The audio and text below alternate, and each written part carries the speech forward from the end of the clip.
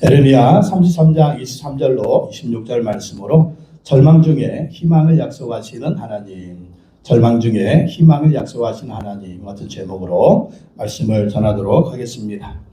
지금 에레미야 본문에서 이스라엘은 멸망하는 중입니다. 북왕국 이스라엘은 완전히 멸망을 했고 남왕국 유다가 남았는데 이제 바벨론의 포위가 되어서 멸망하기 직전입니다. 조금 있으면 망할 것입니다. 이스라엘 나라가 완전히 없어지고 예루살렘 성벽도 완전히 파괴됩니다. 그리고 성전도 완전히 파괴됩니다. 그냥 지구상에서 이스라엘 나라라고 하는 나라 조체가 완전히 없어지는 그러한 장면. 그리고 남은 사람들은 왕족이나 고관들이나 귀족들이나 제사장들이나 쓸만한 사람들은 다 바벨론으로 포로로 잡혀가게 됩니다. 그리고 예루살렘은 황폐한 땅이 되고 이스라엘 땅은 황폐한 땅이 됩니다. 그러니까 인간적으로 보면 다 끝났어요. 이제는 더 이상 내일을 바라볼 수가 없습니다. 그런데 하나님께서 이 절망 중에 희망을 약속을 해주십니다. 인간적으로 볼 때는 다 끝났지만 또 주변 나라 얼마나 이스라엘을 싫어합니까? 싫어하는 나라들도 볼 때 저 나라는 끝났다. 이제는 더 이상 이스라엘 나라는 지구상에서 흔적수 없이 사라졌다라고 비판하고 그렇게 멸시를 합니다. 이스라엘 백성들 스스로도 그렇죠. 우리는 이제 끝났다. 그런데 하나님께서 미래와 희망을 약속하십니다. 인간적으로도 볼 때는 끝났지만 하나님이 볼 때는 아직 끝나지 않았다는 것입니다. 하나님이 주시는 미래가 있고 하나님이 주시는 계획이 있고 하나님이 주시는 희망이 있다는 거예요. 그래서 하나님은 절망 중에 희망을 약속하시는 것을 볼 수가 있습니다. 우리 인생도 마찬가지입니다. 어느 순간 끝났다라고 생각될 때가 있어요. 절망에 빠져서 더 이상 나에게는 미래가 없는가 그렇게 생각될 때가 있지만 그때 하나님 우리에게 약속을 주시는데 어떤 약속? 희망의 약속을 주신다. 이게 누가 하는 일이에요? 하나님이 하시는 일. 우리 힘으로 안 되지만 하나님이 하시면 된다는 것입니다. 하나님은요 반드시 약속을 하시면 그 약속을 지키시는 분이에요. 그렇기 때문에 우리가 어떤 절망이나 어려움이 있을 때 그 환경만 바라보고 낙심하고 절망할 것이 아니라 하나님의 그 약속, 하나님의 약속의 말씀을 붙들어야 될 줄로 믿습니다. 오늘 하나님께서 망한 이스라엘에게 세 가지 약속을 주십니다. 첫째 약속은요, 하나님께서 메시아를 보내주실 것을 약속하십니다. 메시아를 보내주겠다. 하나님은요 가장 절망적인 순간마다 메시아에 대한 약속을 주십니다. 어디서부터 주셨어요? 에덴 동산에서 아담과 하와가 선악과를 따먹고 에덴을 쫓겨날 때, 정말 하나님으로부터 영혼력이 죽었을 때 어떤 약속 주십니까? 메시아를 보내줍니다. 누구의 후손? 여자의 후손으로. 그러니까 이스라엘 역사 가운데 그 절망 순간마다 하나님께서 메시아 약속을 주십니다. 오늘 말씀도 14절에서 16절 말씀을 보면은요 메시아 약속을 주십니다. 읽어보겠습니다. 나 주 여호와의 말이다. 보아라, 내가 이스라엘 가문과 유다 가문에 약속한 그 복된 약속을 이루어줄 그날이 오고 있다. 그때 그 시각이 되면 한 의로운 가지를 다윗에게서 돋아나게 할 것이니 그가 세상의 공평과 정의를 실현할 것이다. 16절, 그때가 오면 유다가 구원을 받을 것이며 예루살렘이 안전한 거처가 될 것이다. 사람들이 예루살렘을 여호와 주님은 우리의 구원이시다 하는 이름으로 부를 것이다. 가장 절망적인 순간인데 모든 것이 끝났다고 하는데 뭘 보내주시겠다고요? 메시아. 15절 보시죠. 요셉의 배선절 15절. 하나님의 약속. 그 약속에 그때 그 시각이 되면 한 의로운 가지를, 그 의로운 가지를 누구에게서? 다윗에게서 돋아나게 할 것이다. 무엇입니까? 다윗의 후손으로 메시아를 보내줄 것이다.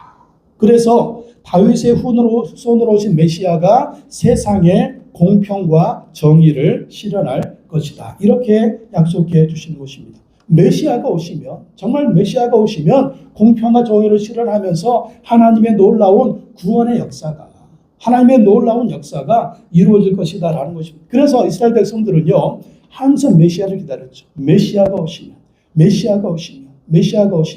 메시아는 히브리어, 헬라어로는 뭡니까? 그리스도.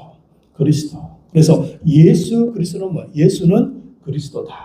예수는 구원자, 그런 뜻이. 메시아 예수, 구원자 예수. 예수 그리스도, 예수는 구원자다. 그런 뜻입니다. 바로 예수 그리스도께서 메시아로 구원자로 오셨다는 것입니다. 다윗의 후손을 통해서, 다윗의 후손으로 바로 예수님이 오신 것이죠. 그래서 가브리엘 천사가 마리아에게 이제 예수님을 잉태할 것을 그렇게 예언하지 않습니까? 그때 뭐라고 합니까? 누가복음 1장 31절에 33절을 보겠습니다. 시작. 보아라, 그대가 잉태하여 아들을 낳을 터이니 그의 이름을 예수라고 하여라. 그는 위대하게 되고 더없이 높으신 분의 아들이라고 불릴 것이다.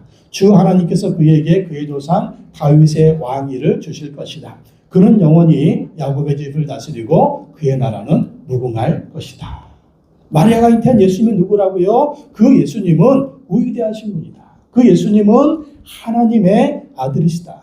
그 예수님은 다윗의 왕위를 가지신, 다윗의 후손으로 오신 그러한 영원한 왕이시다. 그리고 영원히 야곱의 집을 다스리고 그의 나라, 그의 나라. 예수님의 나라 어떤 나라입니까? 하나님의 나라죠. 하나님의 나라. 세상 나라는 끝이 있지만 하나님 나라는 영원하잖아요. 하나님 나라의 영원한 왕으로서 예수님이 역사하신다라는 것입니다. 그래서 예수님이 메시아로 오셔서, 그리스도로 오셔서 십자가에 죽으시고 부활하시는 말미암아 세상을 구원하시잖아요.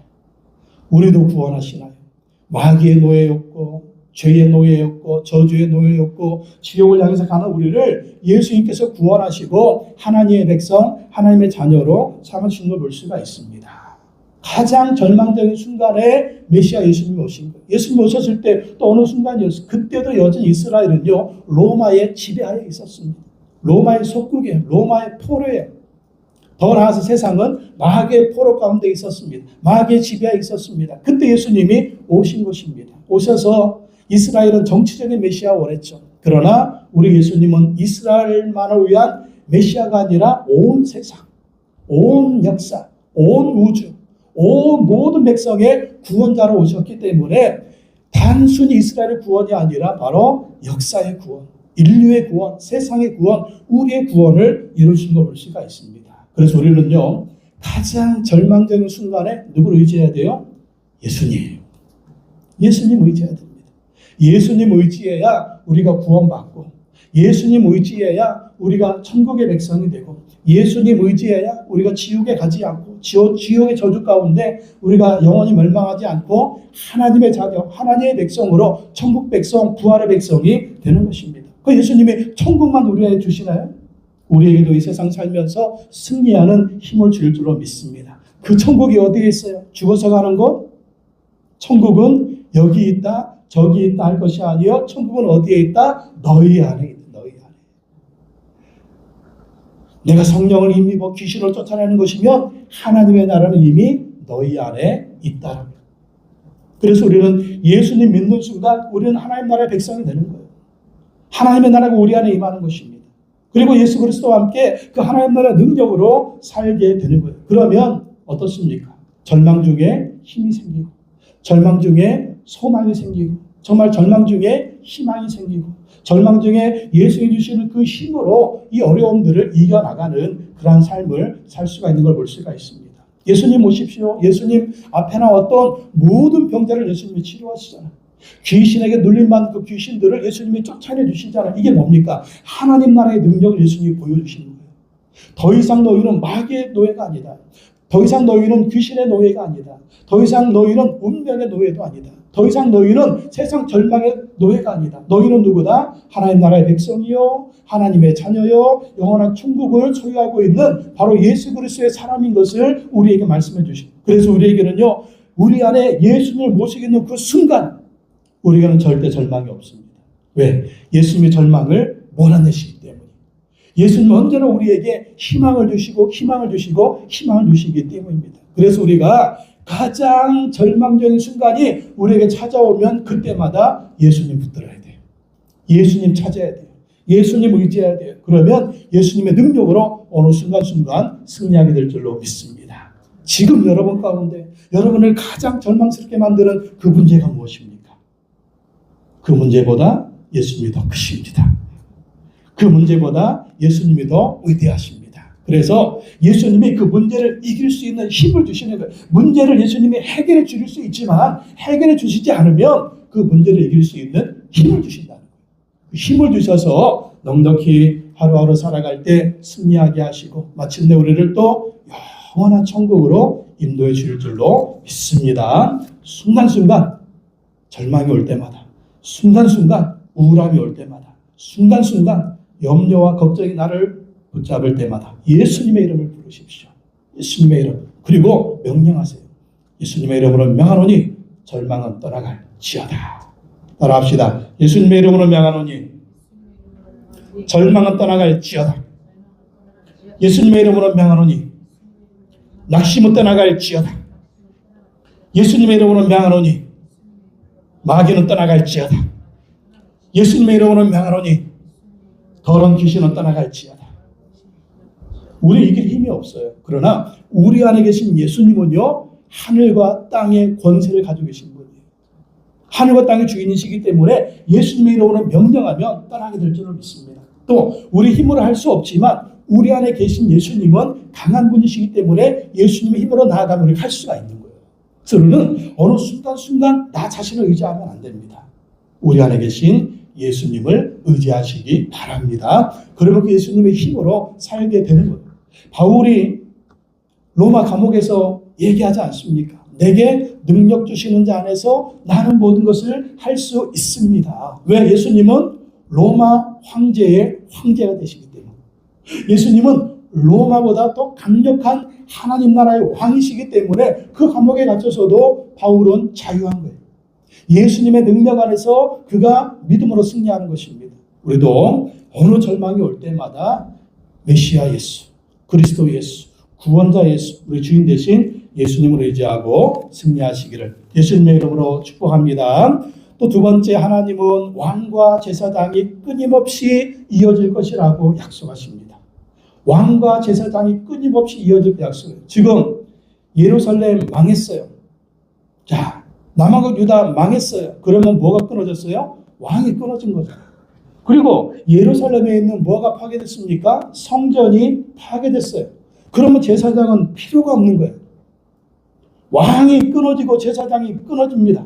근데 하나님의 약속하기는 지금 우리 인간의 눈으로 볼 때 왕이 끊어졌고 제사장이 끊어졌지만 하나님은 다시 왕이 끊어지지 않고 제사장이 끊어지지 않을 것이다. 이것을 약속해 주십니다. 17절에서 22절 말씀 다시 한번 읽어보겠습니다. 나 주 여호와가 말한다. 이스라엘 민족의 왕자에 앉을 사람이 다윗에게서 끊어지지 않을 것이다. 레위지파의 제사장 가운데서도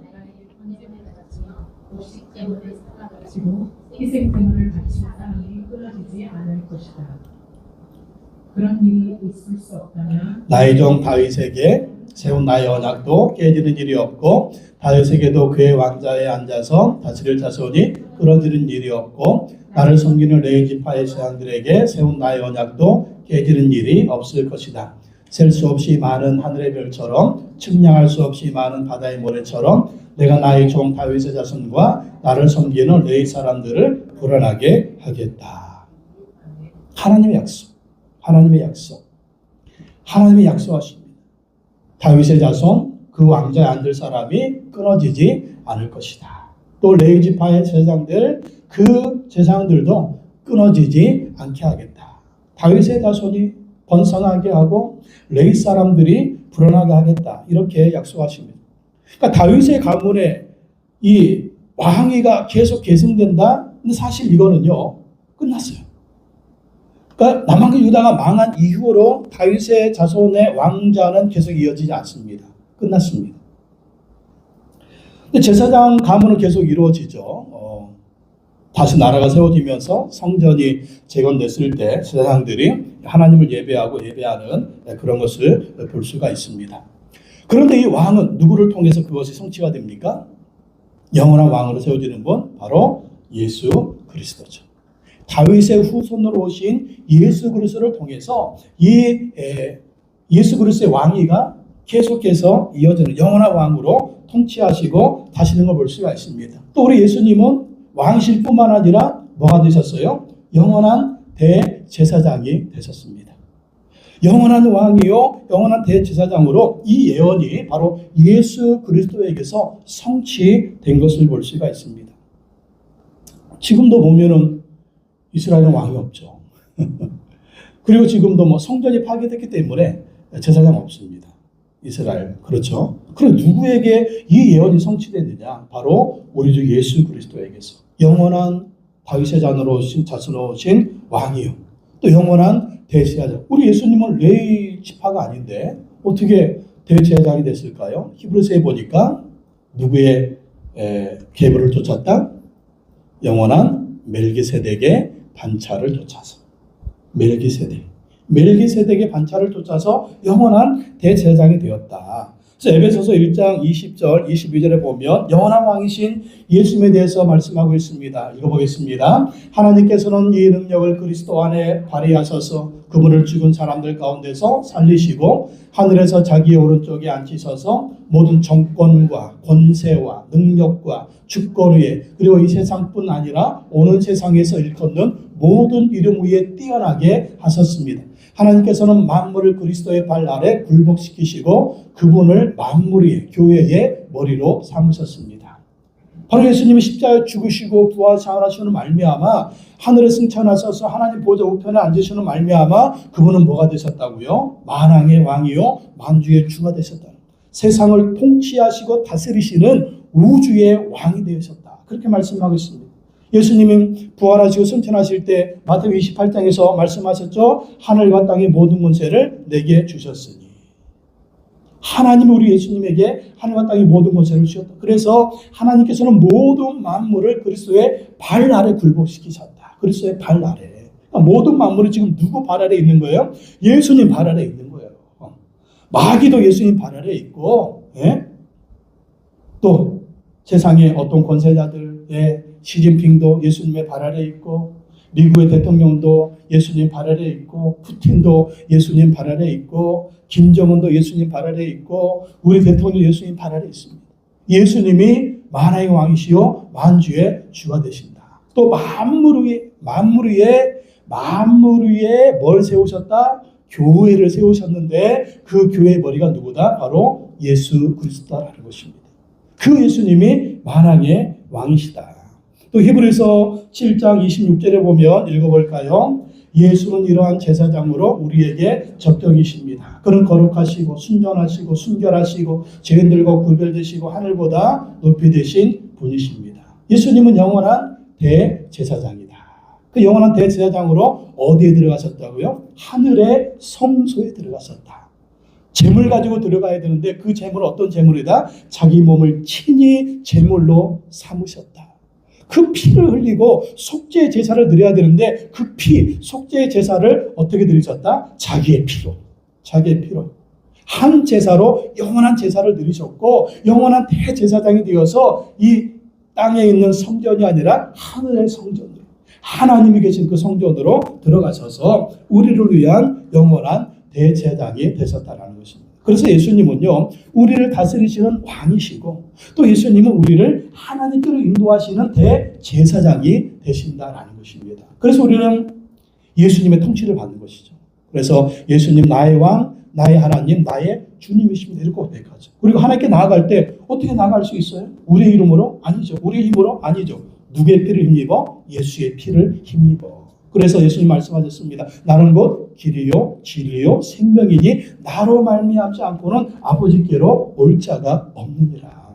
이게 바로 예수님의 제사장적인 사명입니다. 그래서 우리는 예수님을 나의 왕 나의 주 하나님으로 늘 모시고 고백해야 되고요. 또 예수님의 십자가 그 보혈의 피를 힘입어서 대제사장이신 예수님을 통해서 하나님께 나아가게 되는 것입니다. 그러니 우리는 늘 예수님 의지하고 모시고 살아가야 될 줄로 믿습니다. 그런데 또 예수님은 우리에게 큰 축복을 주셨어요.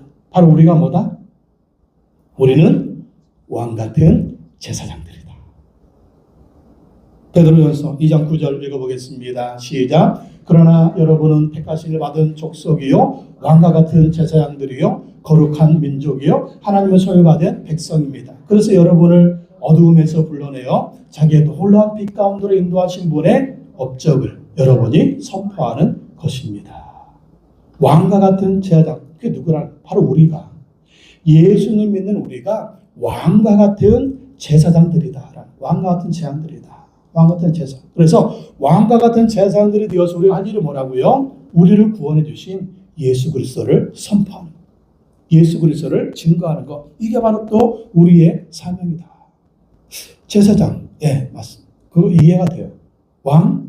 지금 우리 왕 같지가 않은데 왕은 다스려야 되는데 언제 이것이 이루어집니까? 요한계시록 5장 10절 말씀 읽어보겠습니다. 주님께서 그들을 우리 하나님 앞에서 나라가 되게 하시고 제사장으로 삼으셨습니다. 그래서 그들은 땅을 다스릴 것입니다. 새하늘과 새 땅에서 이제 우리가 왕의 권세를 가지고 새하늘과 새 땅을 다스리는 왕의 권세를 행할 것이다. 그렇게 말씀하고 있는 것입니다. 그러니 하나님이 예언하신 거 그대로 이루어진 것이죠. 제사장 번성하게 하겠다. 다윗의 자손 번성하게 하겠다. 바로 누구를 통해서? 예수 그리스도를 통해서 예수님 믿는 자들을 왕 같은 제사장으로 삼아주셔서 번성하게 하셔서 그들이 하나님을 예배하고 찬양하는 그 역할을 감당하게 하겠다라는 것입니다. 그래서 우리는요, 이 사명을 감당해야 돼요. 우리는 왕과 같은 제사장입니다. 제사장의 직분이 뭐예요? 하나님과 사람 사이의 중보자 역할이죠. 중보자 역할. 이 중보자 역할로서 정말 사람들을 하나님께로 인도하는 거예요. 하나님께 나아가는 정말 이 하나님과 우리의 수직적인 관계. 예, 이걸 하나님 인도하는 수직적인 관계죠. 이거 제사장은 하나님을 예배하지 않습니까? 사람들 하나님께로 인도하지 않습니까? 이 제사장으로서 이 역할이 우리가 항상 있어야 돼요. 나와 하나님과의 관계. 나의 하나님과의 관계. 제사장으로서 나와 하나님의 관계가 또 바라야 되고 이 하나님의 관계가 바라야 될 뿐만 아니라 또 어떤 관계? 이 관계가 잘 되어서 왕은 뭡니까? 왕은 세상을 다스리잖아요. 또 왕으로 우리가 수평적인 관계를 형성해야 되는데 이 관계가 무엇입니까? 왕으로서 세상을 다스려야 되는데 왕으로서 세상을 다스리는 다스림이 뭡니까? 우리는 세상을 섬기는 것이죠. 세상을 섬기는 것. 네. 큰 자는 작은 자를 섬겨야 된다. 예수님 말씀, 내가 온 것은 섬김을 받으려 함이 아니라 세상을 섬기러 왔다. 네. 그렇게 예수님 말씀하지 않으셨습니까? 그래서 우리가 왕의 권위를 가지고 정말 하나님의 마음을 가지고 세상을 섬기는 자, 이 수평적인 또 관계를 잘해야 되는 거예요. 그래서 제사장 직분을 가진 하나님과의 수직적인 관계를 잘해야 되고 또 왕의 권세를 가지고 사람들과의 이 관계, 수평적인 관계를 잘 가져야 된다. 하나님과의 관계도 좋아야 되고 사람과의 관계도 좋아야 된다. 근데 이 관계를 잘하려면 어떻게 해요? 먼저 하나님과의 관계가 우선입니다. 하나님과의 관계가 잘 되어야 또 뭐가 잘 된다? 사람과의 관계도 잘 되는 거예요. 사람과의 관계.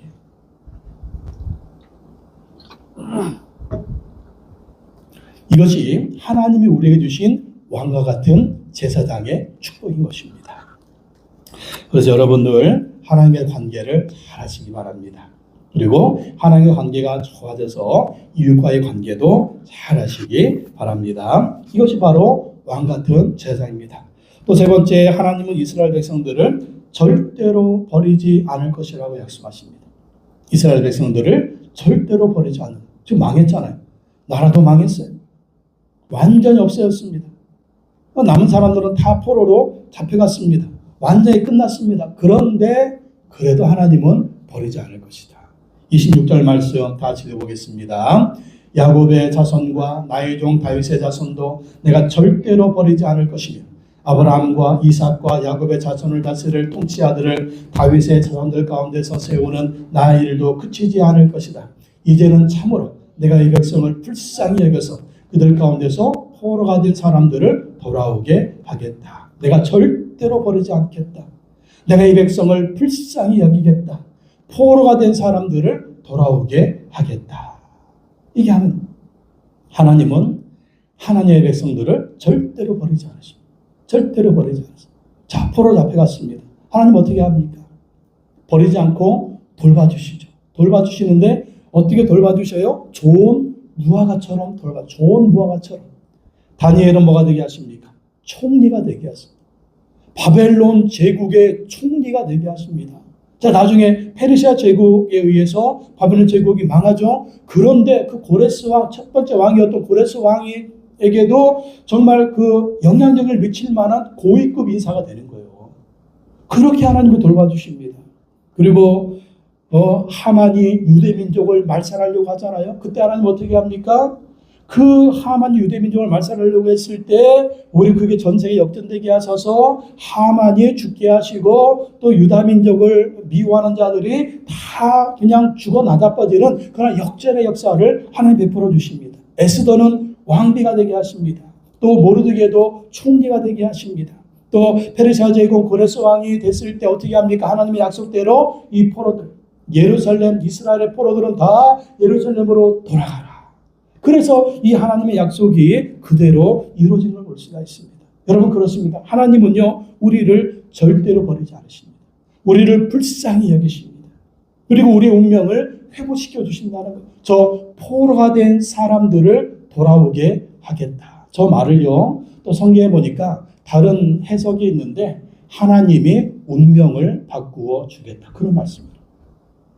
하나님이 너의 운명을 바꾸어 주신다. 포로로 끝나는 게 아니라는 거예요. 포로 같은 너의 운명을 바꾸어 주신다는 것입니다. 아, 내 인생은 정말 끝난 것 아니라는 거예요. 하나님 운명을 바꾸어 주신다. 저 무당 점령에 찾아가지 마세요. 우리 운명의 주인은 하나님이십니다. 그 귀신의 손들 왜 찾아가요? 뭐 자꾸 뭐 사주팔자니 점이니 운세니 궁합 이런 볼 필요 없어요. 우리의 운명의 주인은 하나님이십니다. 하나님이 우리 운명을 바꾸어 주시는 거예요. 나는 할 수가 없죠. 그럼 우리 하나님은 창조의 하나님이시잖아요. 전능하신 하나님. 하나님이 하시면 되는 거예요. 나는 할 수 없지만 하나님은 우리 운명을 얼마든지 바꿀 수가 있어요. 그분은 우리를 창조하신 우리 생사화복의 여탈권이 그 하나님의 손에 있다니까요. 하나님의 손에 있기 때문에 우리가 병 때문에 죽는 게 아니에요. 우리가 정말 어떤 문제 때문에 죽는 게 아니에요. 우리의 운명은 하나님의 손에 있습니다. 하나님 불러야 가는 거예요. 하나님 하늘에서 불러야 가는 거지. 내가 힘들다고 우리 인생의 운명이 이 세상에 있는 게 아니에요. 마귀한테 있는 것도 아니에요. 귀신한테 있는 것도 아니에요. 모두 우리 하나님의 손에 있는 줄로 믿습니다. 그래서 세상도 두려워하지 말고 사람도 두려워하지 말고 환경도 두려워하지 마세요. 모두 우리의 주인이신 하나님 믿고 신뢰하면서 하나님만 두려워하시기 바랍니다. 중요한 게 있어요. 우리는 이 하나님의 약속의 말씀 붙들고 기도해야 됩니다. 내가 너를 절대로 버리지 않을 것이다. 아멘 기도하고 이 나를 불쌍히 여기신다. 포로된 사람들을 돌아오게 나의 운명을 바꿔주신다. 이 말씀을 붙들고요. 기도해야 된다니까요. 기도해야 돼요. 기도하지 않으면 어떻게 됩니까? 벌써 내가 낙심하는 거예요. 기도하지 않으면 미래를 보지 못하는 거예요. 희망을 꿈꾸지 못하는 거예요. 하나님의 역사하심을 기대하지 못합니다. 기도하지 않으면. 그래서 이 약속의 말씀을 붙들고 기도해야 내가 믿음으로 살고 기도해야 그것을 바라보고 기도해야 하나님의 그 약속을 내한테 끌어당기게 되는 것입니다. 성경에 보세요. 다니엘이 이 약속의 말씀 붙들고 기도하잖아요. 다니엘이 성경 읽다가 에레미야 말씀에 70년 만에 이스라엘의 포로들을 다시 돌아갈 때 이 약속의 말씀을 붙들고 기도합니다. 다니엘이 그러면서 페르시아 제국의 고레스 왕을 막 설득하는 거예요. 당신을 왕으로 세운 분이 하나님이십니다. 하나님의 약속이 있습니다. 70년 만에 이스라엘에서 돌아오게 하신다고 하셨는데 당신이 그 하나님의 일을 하십시오. 이스라엘 백성들을 돌려 보내십시오. 그래가지고 이스라엘 백성들이 돌아오게 되는 거예요. 느헤미야 왕의 수를 따르는 완전히 최측근이었어요. 근데 예루살렘 성전이 파괴되고 또 이 성전도 파괴되고 완전히 예루살렘 땅 황폐가 된 이 소식을 듣고 하나님의 말씀 붙들고 기도합니다. 신명기의 말씀, 하나님의 백성들 영원히 버리지 않으시겠다고 약속하셨는데 그 약속대로 이루어 주십시오. 예루살렘이 파괴되고 성전도 파괴되었다고 하는데 다시 세워지지 않겠습니까? 왕의 마음을 감동시켜 주십시오. 기도하고 기도했더니 왕이 선뜻 허락해 주는 거예요. 왕이시여 예루살렘에 가고 싶습니다. 총독으로 가라. 가려면 뭐가 더 필요합니다. 기도하고 역사하니까 하나님 왕의 마음을 붙들어 주셔가지고 그렇게 인도해 주시는 것입니다. 총리 하만이 유다 민족을 멸절시키려고 합니다. 그때 모르드게 어떻게 합니까? 에스더 어떻게 합니까? 하나님의 말씀을 들고 기도합니다. 주님 살려주십시오. 3일 금식하면서 기도합니다. 유다 모든 민족이 기도합니다. 하나님 이 땅에도 하나님 계신 줄로 믿습니다. 하나님 약속의 말씀대로 우리를 살려주십시오. 구원해 주십시오. 그랬더니 하나님 어떻게 합니까? 하만이 죽어나자 빠지고 또 유다 민족을 멸시했던 그 사람들을 완전히 다 멸절시켜버리고 하나님이 역전의 역사를 베풀어 주신 걸 보십시오. 하나님의 약속이 있어도 어떻게 해야 된다? 그 약속의 말씀 붙들고 기도해야 된다. 기도해야 된다.